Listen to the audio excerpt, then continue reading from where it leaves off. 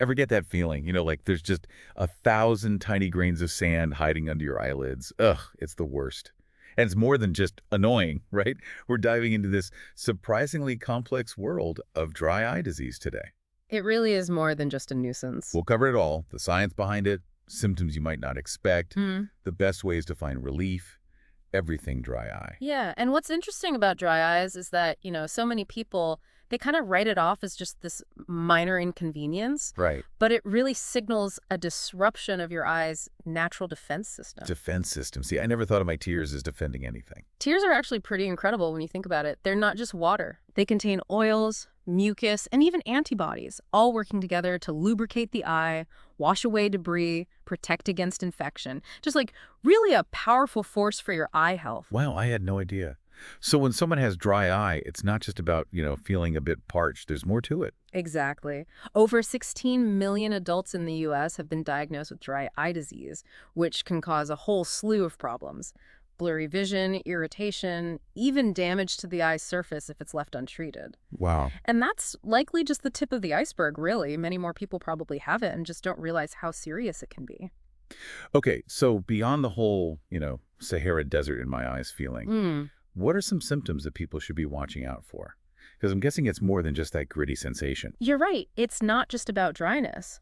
One surprisingly common symptom is something called, get this, foreign body sensation. Okay, that sounds a little freaky, like there's actually something stuck in your eye. It does sound alarming. But basically, it's your brain misinterpreting the irritation that's caused by the dryness. Okay. Your brain senses something's wrong and jumps to the conclusion that, oh, there must be a foreign object in the eye, even if there's nothing actually there. So it's like a false alarm system triggered by the dryness. Precisely. And what do we do when we feel like something's in our eye? We rub them, right? Of course. Which unfortunately often makes the dryness worse, leading to more irritation, and you get caught in this vicious cycle. That makes a lot of sense. Now, this is where it gets really interesting for me. One of the sources mentioned tearing as a symptom of dry eye. Isn't that kind of counterintuitive? It seems that way, doesn't it? But think of it as your body's attempt to actually fix the problem. When your eyes are too dry, they send out this SOS signal, and your tear glands respond by trying to flood the area with tears. So it's like an overzealous sprinkler system. In a way, yes. The problem is that these reflex tears, they're often lacking the necessary oils and mucins that are found in healthy tears, so they don't provide that same level of lubrication and protection. Oh, okay. They might make your eyes water, but that underlying dryness, it persists. Wow, that's fascinating. So you can have watery eyes that still feel incredibly dry. And to add another layer of complexity, I understand there are different types of dry eye. You're right. It's not a one-size-fits-all condition. Let's start with aqueous deficient dry eye. In this type, your tear glands simply aren't producing enough tears. Sounds like the classic definition of dry eye. Exactly. But then we have evaporative dry eye, which is actually more common. This is where your tears are evaporating from the surface of your eye too quickly. I'm already intrigued. Tell me more about this evaporative type. What causes that to happen? Yeah. So we're talking evaporative dry eye, tears just vanishing, like water on hot pavement. So what's the story there? So in this case, it often comes down to an issue with that oily layer of the tear film. You see, healthy tears actually have three main components: water, mucus, and oil. Okay. And that oil layer, which is produced by the meibomian glands in your eyelids, it acts as a sealant, so it really slows down that evaporation.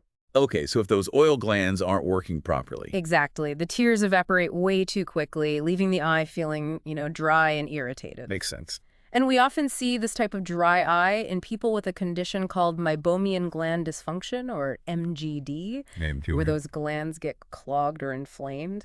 Another thing to Google later. Mm-hmm. All right, so we've got these different types of dry eye, but what are some of the common culprits that lead to these problems in the first place? Well, some factors are simply a part of life, right? Right. As we age, our tear production naturally declines, which is why dry eye is more common in older adults. It's father time up to his usual tricks again. Right. Is there anything else that we can blame on aging when it comes to dry eyes? Hormonal fluctuations play a role as well. So for women going through menopause, for instance, those hormonal shifts can also decrease tear production, contribute to dry eye. Hormones, huh? Yeah. Always keeping things interesting. But it's not all about our internal clocks, though, is it? I mean, the environment has to be a factor, too, right? Oh, absolutely. Dry air is a major culprit. Okay. Think about desert climates, airplane cabins with their recycled air, Yeah. even just spending a lot of time in heated rooms during the winter. Right. All of these things can really just sap the moisture right out of your It's eyes. like our eyes are little sponges just soaking up all that dryness in the air. That's a good way to put it. And then there are also environmental irritants like pollution, smoke, allergens, things like that. And these can trigger inflammation and irritate the eyes, leading to, you guessed it, more dryness. Ugh, don't even get me started on allergy season. My eyes already feel itchy just thinking about it. Yeah. But you know what else is like a major, major part of our modern environment? What's that? Screens. Oh, yes. Phones, computers, tablets. We're constantly staring at something. You've hit on a major contributor to dry eye, especially among younger people. All that screen time leads to reduced blinking, Oh, yeah. and we don't even realize we're doing it. I'm so guilty of this. Like, I get so engrossed in what I'm reading that I literally forget to blink. It happens to the best of us, but blinking is essential. Wow. Each blink is like a mini windshield wiper for your eyes. Okay. It spreads that tear film evenly across the surface, keeps everything lubricated. Right. But when we stare at screens, we blink less frequently and less completely. And this disrupts that whole process and allows the tears to evaporate more quickly. Suddenly I have this urge to, like, go blank 100 times. Yeah. So I've got age, hormones, environment, our screen obsession, anything else we can add to the list of dry eye villains. Believe it or not, even some medications that we take to improve our health can have the unfortunate side effect of causing dry eye. Oh, no. Really? Like what? Give me the worst offenders. Yeah. So many things that can cause dry eyes. It's like our eyes just can't catch a break. And speaking of not catching a break, if our medications are causing dry eyes, what can we do about that? Because, I mean, we can't just stop taking prescriptions that we need, right? Yeah, you're absolutely right. It's so important to talk to your doctor before making any changes to your medications. They might be able to recommend an alternative with fewer side effects or perhaps, adjust the dosage to try to minimize any dry eye issues. Okay, that's reassuring. And this source also mentioned a couple of real tongue twisters, blepharitis and Sjogren's syndrome. Oh. So how do those tie into this whole dry eye puzzle? Yeah, so both of these conditions can actually directly impact tear production. Blepharitis, as you might guess from the name, affects the eyelids. Okay. Essentially, it involves inflammation of the eyelid margins, especially around those meibomian glands, those oil producers we were talking about earlier. Right, right. Yeah, so if those glands are inflamed, they're not going to be able to produce enough oil, leading to... Evaporative dry eye. Exactly. It's like having clogged pores, but, on your eyelids. Right. Not exactly ideal. Not a recipe for healthy tear. Not at all. And then Sjogren's syndrome, that sounds a lot more serious. It is a more complex condition. Sjogren's syndrome is an autoimmune disorder that affects the glands that produce moisture throughout the body, Okay. including, you guessed it, the tear glands. Of course. And it can cause a whole range of symptoms, with dry eyes and dry mouth actually being the most common. So we've covered a lot of ground here. The science behind tears, Yeah. the different types of dry eye, this just dizzying array of potential causes. But now for the million-dollar question. What can we actually do to find relief? Are we doomed to a lifetime of sandpaper eyes? Not at all. There are actually plenty of effective treatment options available. And, it often starts with what we call a stepped approach. We begin with simple solutions and then escalate as needed. I like the sound of that. Starting simple. Walk me through those first steps. Okay, so for many people, over-the-counter artificial tears can provide significant relief. Yeah. They just help to replenish the moisture, lubricate the eye's surface. The key here is to find the right type for your specific needs. Okay. Because some are really just lubricants, while others might contain ingredients that can help to support tear production or even improve that tear stability. So it's not as simple as just grabbing the first bottle you see at the drugstore. Right. What about those warm compresses I've heard people rave about? Do those actually work? Those can be surprisingly effective, especially for people with blepharitis or MGD. Oh, okay. That gentle heat helps to melt and unclog those oil glands in the eyelids, allowing them to function more effectively. It's like a spa treatment for your eyes. Okay, I'm sold. Warm compresses, artificial tears, that all sounds pretty manageable.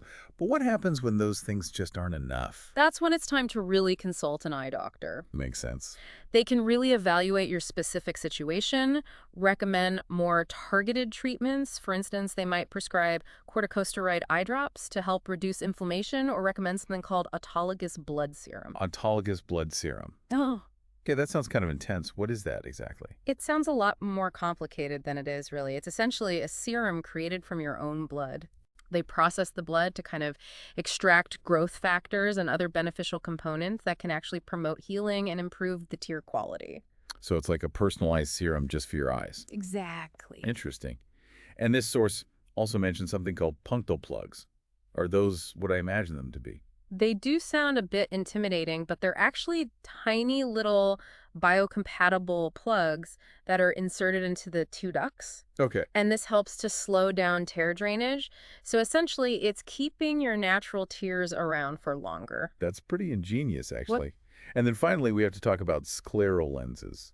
Those just sound like something out of a science fiction movie. They're like contact lenses on steroids, really. Scleral lenses are larger and more breathable than traditional contact lenses, and they vault over the entire cornea, creating this liquid reservoir that essentially bathes the eye in fluid. Wow. That's like next level hydration. It really is. It seems like there's hope for even the driest of eyes. Absolutely. There's a lot that can be done. Well, that's good news. And there you have it. Dry eye disease way more common and way more complex than many people realize. But the good news is there are solutions out there, so no need to suffer in silence. If you're experiencing those persistent symptoms, talk to your doctor. They can help figure out the root cause and get you on the path to relief. And on that note, we'll wrap up this deep dive into dry eye disease.